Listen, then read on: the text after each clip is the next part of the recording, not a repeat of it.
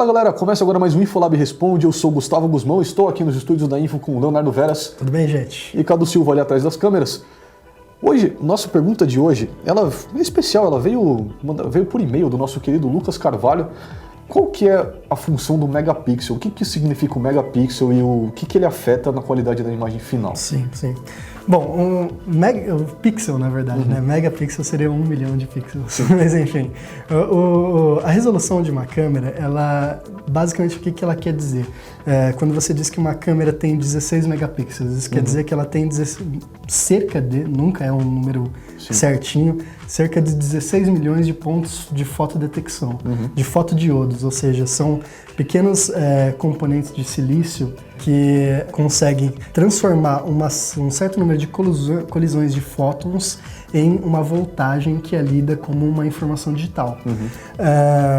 Então, aí tem uma série de questões.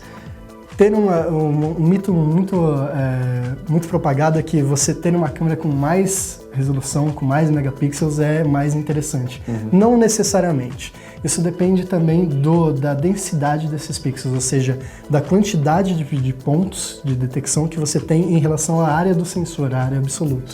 Se o seu sensor for pequeno, como é o caso dos smartphones, ter muitos desses pixels pode ser, na verdade, prejudicial por várias razões.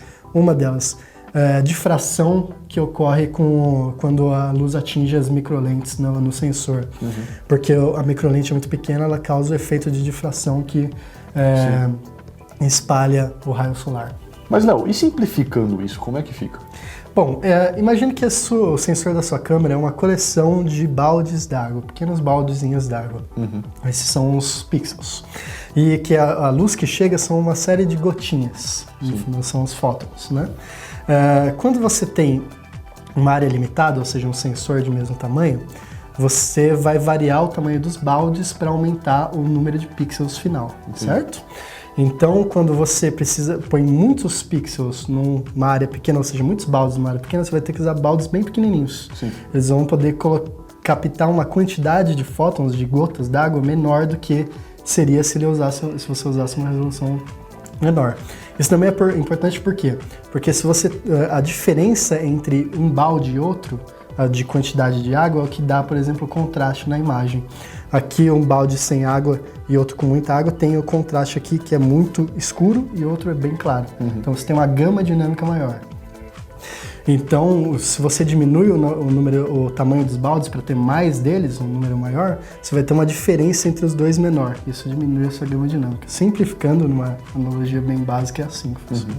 Então a diferença de uma câmera de celular para uma câmera profissional é que a câmera profissional tem uns baldões enormes, né? Basicamente, porque ela tem um sensor muito maior. Entendi.